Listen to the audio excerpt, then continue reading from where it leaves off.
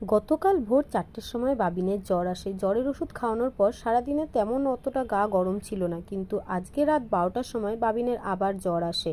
পরের দিন সকাল সকাল ঘুম থেকে উঠে আমার মনটা বড্ড খারাপ ছিল, কারণ আজ শুক্রবার আর আজকে বাবিনের চুল কাটানোর কথা ছিল। কিন্তু যেহেতু জ্বর এসেছে তাই আর আমরা রিস্ক নিলাম না, তাই ঠিক করেছি পরের শুক্রবারই বাবিনকে চুল কাটাবো।